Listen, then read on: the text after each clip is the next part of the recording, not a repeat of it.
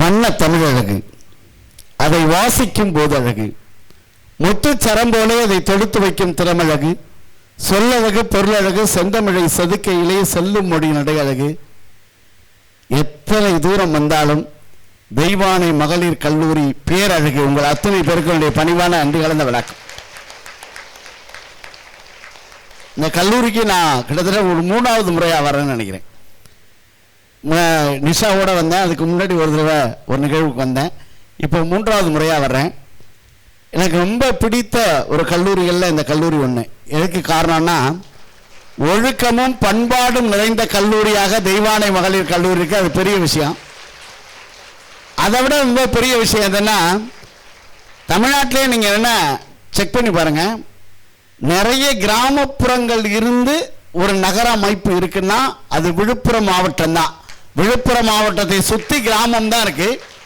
அந்த கிராமத்து பிள்ளைகள் படிப்பதற்கு ஒரு மிகச்சிறந்த கல்லூரியாக இது இருக்கிறது என்பதில் மிகப்பெரிய ஒரு கைத்தட்டல் கொடுத்து நீங்க பாராட்டலாம். ஏன் இதை சொல்றேன்னா, இங்கே பிறந்த வீரமுத்துவேல் அவர்கள் இந்தியாவிலேயே ஒரு மிகப்பெரிய ஐகானாக மாற முடியும் என்று சொன்னால், விழுப்புரம் மாணவிகள் நாளைக்கு உலகம் முழுவதும் பெரிய ஐகானா மாற முடியும். விழுப்புரம் பண்ருட்டி எல்லா ஊரையும் சேர்த்து தான் சொல்றேன், இந்த சரௌண்டிங்ஸ் இல்லைங்களா. அது மிகப்பெரிய பெருமைக்குரிய ஒரு விஷயம். உலகத்திலே ரொம்ப உங்கள்ட்ட பெருமையா நினைக்கிற நான் ஒரு விஷயம், உங்க நட்பு தான். உப்பு இல்லாம கூட இருந்தெல்லாம் நல்ல நட்பு இல்லாம இருக்க முடியாது. உலகத்திலேயே ரொம்ப பெரிய கஷ்டம் எது தெரியுமா? காதலிக்கிறத விட காதலிக்கிற ஃப்ரெண்டுக்கு நண்பனா இருக்கிறது தான் உலகத்திலே பெரிய கஷ்டம். இதுக்கு மட்டும் கைத்தட்டு பயங்கரமா வருது பாரு. அவ இங்கதான் இருக்கிறாப்பா, அவ இங்கதான் இருக்கிறாம்மா, பொய் சொல்லி முதல்ல மாற்றால் நீ தான். அந்த பிள்ளைக்கு நல்லா தெரியும், பிரச்சனை வந்தா என்னைய தான் கழுத்த இருப்பாங்க வாழ்க்கையில. ஏன் இதை சொல்றேன்னா, உங்களுக்கு படிக்கிற தருணங்கள் நிறைய. ஒரு அருமையான ஒரு பட்டி மண்டபத்தை இன்னைக்கு ஏற்பாடு செய்திருக்காங்க. நான் தமிழ் பேராசிரியர், MA MPhil PhD டாக்டரேட் பட்டம் வாங்கின பழனி 15 வருஷம் பேராசிரியர் வேலை தான் பார்த்தேன். இப்பெல்லாம் 2000 ரூபா கொடுத்தா டாக்டரேட் கொடுக்குறாங்க. அந்த டாக்டர் இல்லை நான். 350 பக்கம் எழுதி அதை 250 பக்கம் சுருக்க நான் பட்ட பாடு எனக்கு தான் தெரியும். எங்க பேராசிரியர் திருப்பி திருப்பி அனுப்ப, போடா இவன் பாட எழுதி எடுத்து வந்துடுறான் அப்படின்னு சொல்லி அவ்வளவு சிரமப்பட்டு வாங்கினேன். அதோட மிக முக்கியமான விஷயம் எதுன்னா, பட்டி மண்டபம் பாங்கறிந்து ஏறுமின்னு மணிமேகலை சொல்லும். ஒட்டிய சமயத்து உருபொருள்வாதிகள் பட்டி மண்டபம் பாங்கறிந்து ஏறுமின். தமிழ் தான், பயப்படாதீங்க. பாங்கறிந்து ஏறுமின் மணிமேகலை சொல்லும். ஏன் மணிமேகலை அப்படி சொல்லுதுன்னா, அந்த காலத்துல சைவத்துக்கும் வைணவத்துக்கும் சமணத்துக்கும் பௌத்தத்துக்கும் நடந்த போர் தான் பட்டி மண்டபம். முதல் பட்டிமன்றம் தமிழ்நாட்டில் எங்க ஆரம்பிச்சு தெரியுமா? மதுரையில தான். ஃபர்ஸ்ட் எதை பத்தி பட்டிமன்றம்னா பெண்களை பத்தி தான். பெண்களுடைய கூந்தலுக்கு இயற்கை மனமா செயற்கை மனமா தான் ஃபர்ஸ்ட் கேள்வி. அதுக்கு முதல்ல வாதிட்டவர் இந்த பக்கம் நக்கிறது, இந்த பக்கம் சாட்சாத் சிவபெருமான், நடுவராக இருந்தவர் செண்பக பாண்டியன் இல்லைங்களா. அதான் இப்ப அந்த பட்டிமன்றம் வச்சா பெண்களுக்கு கூந்தலே இயற்கையா செயற்கையான வைக்கணும். இப்ப அப்படி மாறிடும். அது வேற மாதிரி ஆயிடுச்சு. பட்டிமன்றம்ங்கிற அந்த ஸ்டார்டிங். ஏன்னா தமிழ் மொழியில மட்டும்தான் பட்டிமன்றம் என்கிற ஒன்று இருக்கு. தெலுங்குல கிடையாது, மலையாளத்துல கிடையாது, கன்னடத்துல கிடையாது. பட்டிமண்டபம் என்கிற வடிவம் தமிழில் மட்டும்தான் இருக்கிறது. அது நமக்கே இருக்கிற சிறப்பு. இருந்திருந்தா நாங்களாம் தெலுங்கு எடுத்துட்டு போயிருக்க மாட்டோமா? அங்கேயும் போய் ஒரு பேமெண்ட்டை போட்டிருப்போம். ஆனா உண்மையாவே பணம் அது இல்லை. ஏன்னா விவாதம் என்பது மிக முக்கியமான விஷயம். உண்மையாவே வாழ்க்கையில் ரசிக்கக்கூடிய விஷயம் வாதம் தான். 2381 பாட்டு இருக்கு சங்க இலக்கிய பாட்டு. ஒரே ஒரு பாட்டு தான் எழுதுனா, யாதும் ஊரை யாவரும் கேளீர் தீதும் நன்றும் பிறர்தர வாரான்னு ஒரு பாட்டு எழுதிய கணியன் பூங்குண்டனார் 2000 வருஷமா வாழ்றான். யோசிச்சு பாருங்க, ஒரு பாட்டு தான் எழுதினார் அவரு, 2000 வருஷத்துக்கு மேல வாழ்றாரு. இதை விட மிக முக்கியமான தெரியுமா? கணியன் என்றால் ஜோதிடன் அர்த்தம், பூங்குன்றம் என்றால் அவருடைய ஊர் நாடு. அவருடைய பெயரே நமக்கு தெரியல. ஆனால் 2000 வருஷம் கழிச்சும் ஒரு புலவனுடைய பெயரை இன்னைக்கும் பேசிட்டு இருக்கோம்னு சொன்னா, அப்படிப்பட்ட மொழி நம் தமிழ் மொழி என்பதில் உலகத்துல பெருமை உண்டு. நம்முடைய தமிழ் மொழியை 3 இடத்துல இன்னைக்கும் நம்ம ரிசர்ச் பண்ணிட்டே இருக்கோம், ஆராய்ச்சி பண்ணிட்டே இருக்கோம். கீழடி, ஆதிச்சபுரம், சிவகலை அப்படின்னு ஒரு 3 இடத்துல பண்ணிட்டே இருக்காங்க. திருநெல்வேலியில, மதுரையில, அந்த சரௌண்டிங்ல. அதுல சிவகலையில ஒரு பானை எடுத்திருக்காங்க, முதுமக்கள் தாழின்னு பேரு. முதுமக்கள் தாழிங்கிறது என்ன அப்படின்னா, தெரியாதவங்களுக்காக சொல்றேன். அந்த காலத்துல இறந்து போனாங்கன்னா ஒரு குடத்துல வச்சு புதைப்பாங்களாம். அந்த குடத்துல மண் பானையில வச்சு புதைப்பாங்க. அதுக்கு அவன் உயிரோடு இருக்கும்போது செத்துட்டான்ல, செத்ததுக்கு அப்புறம் அவனுக்கு நெல் வச்சிருக்காங்க, அங்க போய் சாப்பிடுவான்னு ஒரு பாரம்பரியம். அங்க போய் நெல் வச்சிருக்காங்க. அப்படி ஒரு முதுமக்கள் தாழி இப்ப எடுத்திருக்காங்க. அதுல ஒரு நெல் இருக்கு. அந்த நெல் உயிர்ப்போடு இருக்கிறது. இன்னைக்கும் அது போட்டா விதையோடு இருக்கிறது. அமெரிக்க கார்பன் தொழிற்சாலையில அந்த நெல்லை கொண்டு போய் கொடுத்து இன்னைக்கு அது உயிர்ப்போடு இருக்குன்னு கண்டுபிடிச்சிருக்காங்க. நான் சொல்ல வந்த நண்பர்களை, பிள்ளைகளை கவனிங்க. அந்த சொல்லுக்கு, அந்த நெல்லுக்கே உயிர் இருக்கிறது என்றால் நீங்களும் நானும் பயன்படுத்திய சொல்லுக்கு எவ்வளவு உயிர் இருக்கும். எல்லோரும் பணம் பாலையை சீவி கல் குடித்த போது பண ஓலையை எடுத்து கல்லுண்ணாமை என்கிற அதிகாரம் எழுதியவன் திருவள்ளுவர். மறந்துடாதீங்க. நம்மகிட்ட இருக்க பெருமை நமக்கே தெரியாது. அதான் நம்மகிட்ட இருக்க மிகப்பெரிய சிறப்பு. ஏன்னா ஒரு கவிதை என்ன, தமிழனுடைய அனைத்து மூலைகளிலும் தமிழ், உலகத்தில் அனைத்து மூலைகளிலும் தமிழ் இருக்கிறது, தமிழன் மூளையை தவிர. நம்ம தான் இப்போ டுமாரோ ஈவினிங் 5 o'clock பீச்சில் மீட் பண்ணுவோன்னு பேசுகிறோம். இதில் எது தமிழ்? பண்ணுவோங்கிறது மட்டும்தான் தமிழ். டுமாரோ ஈவினிங் 5 o'clock பீச்சில் மீட் பண்ணுவோம், எல்லாமே ஆங்கிலம் தான் இல்லையா? நம்ம அப்படி தான் பேசி பழகிட்டோம். இப்போ நம்ம மேலே தப்பா? இப்போ நம்ம தமிழ் பேசினா எல்லாரும் நம்மளை ஒரு மாதிரி பார்க்குறாங்க. நீங்கள் போய் ஒரு பஸ் ஸ்டாண்டில், அதாவது பேருந்து நிலையத்தில் ஒரு கண்டக்டரை பார்த்து, இல்லை நடத்துனரை பார்த்து, நடத்துனரை இந்த பயணச்சீட்டு எப்போது தருவீர்கள் அப்படின்னா கண்டக்டரே இது நல்ல புள்ளதானா இல்லை மென்ட கிளம்பி வந்துடுச்சா? இப்ப என்னன்னா நீங்க கேட்டது தூய தமிழ், ஆனா அவர் என்ன நினைப்பாரு, சரியாதான் வந்துச்சா அப்படி நினைக்கிறாங்களா இல்லையா? இப்ப நமக்கு பிரச்சனையே அதான். பாட்டிக்கிட்ட கூட நம்ம சாதாரண பாட்டிக்கிட்ட கூட பஸ் ஸ்டாண்டுன்னு சொன்னாதான் புரியுமே தவிர பேருந்து நிலையம்னா எங்கப்பா இருக்காதே அப்படின்னு கேட்கும். நாட்டில் நிலமும் அப்படி ஆயிருச்சு. அதுக்கு கொண்டு வந்து நம்ம விட்டுட்டோம். ஒரே ஒரு விஷயம் சொல்லி இந்த பட்டிமன்றத்தை நான் உங்களுக்கு தொடங்கிறேன். ஒரு காலத்துல திருப்பரங்குன்ற மலை உச்சியில் இருக்க தேனுக்கு ஒரு கர்வம் இருந்தான். நான் தான் உலகத்திலேயே ரொம்ப அழகான இனிமையான பொருள். இந்த தேனுக்கு ரொம்ப கர்வம் இருந்தது. ஒரு நாள் எங்கிருந்தோ ஒரு ஒளி வந்தது. அந்த ஒளியை கேட்டோன்னா இந்த தேனுக்கு அந்த கர்வம் கொஞ்சம் கொஞ்சமா அடங்குது. இது நம்மளை விட இனிமையா இருக்க, எங்க வருதுன்னு சொல்லி அந்த திருப்பரங்குன்ற மலை உச்சியிலிருந்து இறங்குகிற தேன் கீழே இறங்கி தாழ்தல பேருந்தில் ஏறி கண்டக்டர் டிக்கெட் எடுத்துக்கிட்டு எங்க பக்கமா அந்த ஒளி வருதோ அந்த பக்கமா போச்சு. போய் பார்த்தா அது மதுரை மீனாட்சி அம்மன் கோயில்ல இருந்து வந்துச்சான். மதுரை மீனாட்சி அம்மன் கோயிலுக்குள்ள போயிருக்கு. யாரு பேசுறான்னு பார்த்துட்டே வந்திருக்கு. யாரும் பேசல. உள்ள போய் பார்த்தா மதுரை மீனாட்சி சொக்கநாதரோடு தமிழில் பேசிக் கொண்டிருந்தாலும் எழுதுறான். அப்போ தமிழ் நினைச்சுதா, தேன் நினைச்சுதா, என்னை விட இனிமையானது தமிழ் மொழி, தேனினும் இனிய செந்தமிழேன்னு குமரகுருபர் எழுதுறார். தேனினும் இனிய செந்தமிழே. ஒரு சொல்லுக்கு நம்ம அவ்வளவு பெரிய விளக்கத்தை நம்மளால சொல்ல முடியும். அதான் மிகப்பெரிய சிறப்பு. இன்னைக்கு இருக்கிற பெண்கள் அதிகமா பிரச்சனை எதிர்கொண்டார்களா, இல்ல அந்த கால பெண்கள் தான் அதிகமா எதிர்கொண்டார்களான்னு ஒரு மிகப்பெரிய கேள்வியை கேட்டிருக்கோம். ஏன்னா இப்ப 4 பேர் பேச போறாங்க. உங்களுடைய பிரச்சனை என்னன்னா, நீங்க நல்லா வந்தா கை தட்டணும். இப்ப இந்த செல்போன் எதுக்கு கண்டுபிடிச்சது? பேசுறதுக்காக. இப்ப யாரையுமே பேச விடாம செய்யறதே இந்த போன் தான். யாராவது யார்கிட்ட பேசுறானா இப்படியே பார்த்துட்டே இருக்கான். இப்போ பேசுறதுக்காக கண்டுபிடிச்ச பொருள் தான் இது. ஆனா ஒருத்தன் கூடயும் பேச விடாம பண்ணுது. யார்கிட்ட பேசணுமோ அவங்கள்ட்ட மட்டும்தான். அதுவும் இந்த செல்போன் வந்ததுக்கு அப்புறம் தான் நாடு மோசமா போச்சுங்க நினைக்கிறவங்க கை தட்டுங்க பார்ப்போம். ஒரு உண்மையை சொல்லவா, தட்டினா அத்தனை பேர்ட்டையும் இந்த போன் இருக்கு.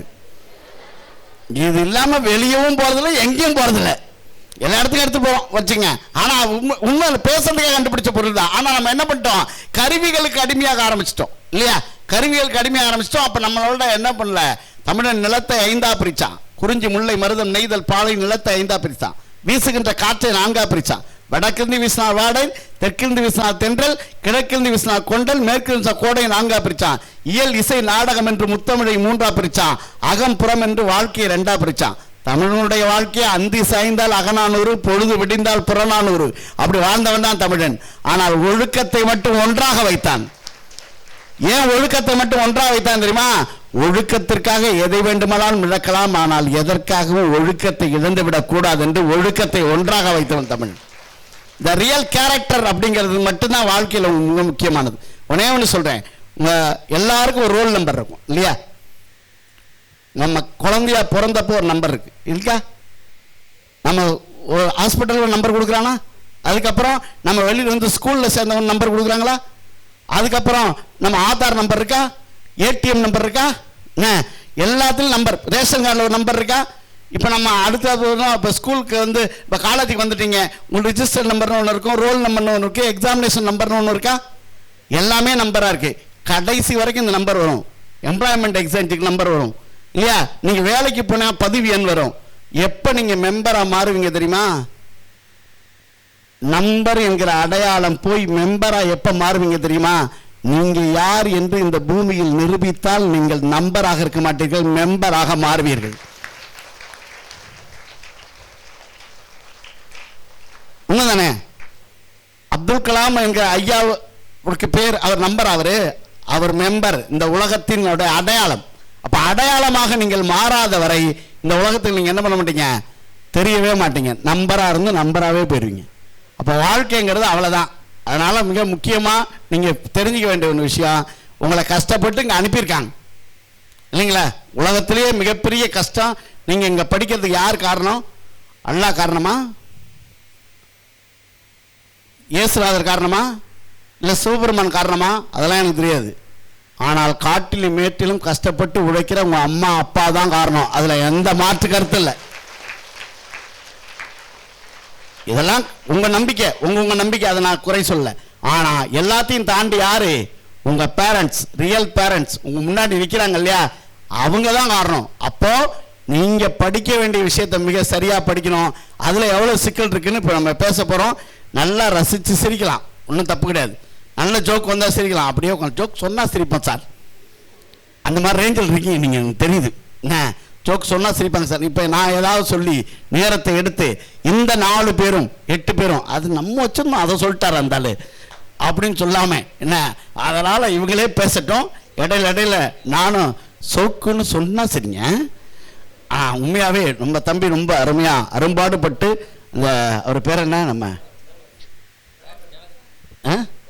ஜவஹர், உண்மையாகவே இந்த ஜவஹர், அவர் பேர் ஜவஹர் ஜாக்கி இவெண்ட், அந்த அண்ணனுக்கு ஒரு பெரிய கைத்தறி அந்த தம்பிக்கு.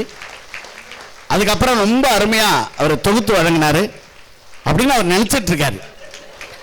அதுக்கு நீங்கள் கைத்தட்டலாம். அதுக்கு அவங்க ஈக்குவலாக சப்போர்ட் பண்ணாங்க. பாவம் எந்த நேரத்தில் அந்த அம்மா மேக்கப் போட்டதே தெரில. பாவம் மேக்கப் போட்டதோடு கழுவிட்டு வந்த மூஞ்ச யாருக்கு தெரியும்? அது அவங்க வந்து இல்லைம்மா, அந்த மாதிரி உங்கள் 2 பேருக்குள்ள நடக்கிற சண்டையை பார்த்தேன் நான், ரொம்ப நல்லா இருந்தது. போகும்போது நீங்கள் வந்து என்ன பண்ணுங்க, இந்த கல்லூரிகளை இவ்வளோ நேரம் நீங்கள் இந்த மாசை அழுக்குப்படுத்திட்டீங்க. அதனால் போகும்போது 2 பேரும் ஒரு தொடப்பத்தை வாங்கி பெருக்கிட்டு போங்க. அந்த மாதிரி ஏதாவது நல்ல பணி செய்யுங்க. அந்த மாதிரி ஒரு பணியை செஞ்சோம் என்ன, நமக்கும் கலாய்க்க வரும். இப்போ இவங்களுக்கு மட்டும்தான் வருமா, நாம் சும்மா உட்காந்துருப்போமா? அதனால் வாழ்க்கையில் நல்லா சிரிங்க, ரசிங்க. ஏன்னா வாழ்க்கையில் ரொம்ப முக்கியமே, நம்ம ஜப்பான்காரன் உழைக்காமல் இருந்தால் ஜப்பான்காரன் தூங்க மாட்டான். நான் தன்னை பற்றி பெருமையாக நினைக்கலன்னா சீனாக்காரன் தூங்க மாட்டான். நம்ம நல்லா இருந்தால் நம்ம சொந்தக்காரன் தூங்க மாட்டான்.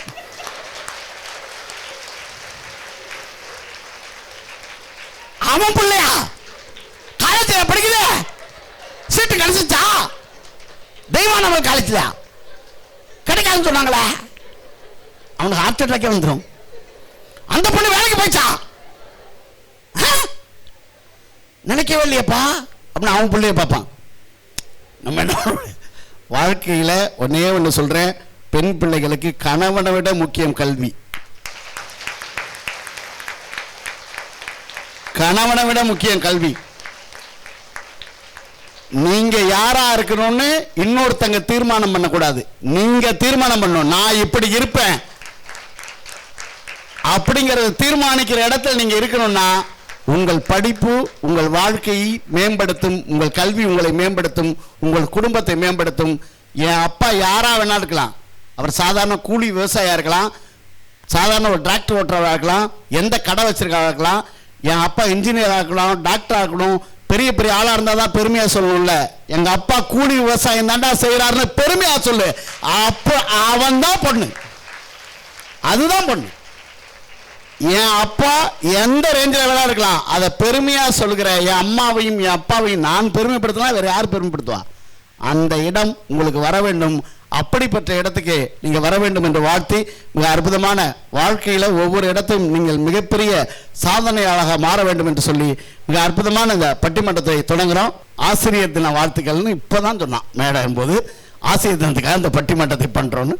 ஒரே ஒரு விஷயம், உலகத்தில் உங்களுக்கு தெரியும், ஒரு பற்றை வச்சிருக்கவர் இன்னொரு பற்றை போய் தனியாக வச்சுட்டாங்கன்னு வச்சுங்க, அவன் மேலே பொறாமை வந்துடும். ஒரு பொட்டிக்கடை வச்சிருக்கவர் அந்த கடையை வந்து ஒருத்தன் போய் இன்னொருத்தன் பொட்டிக்கடை வச்சுட்டான்னா பொறாமை வந்துடும். ஆனால் தன்னிடம் படித்த மாணவர்கள் உலகத்தின் எந்த உயரத்திற்கு போனாலும் பொறாமைப்படாத ஒரு இனம் ஆசிரியர்கள். பொறாமையப்பட மாட்டாங்க.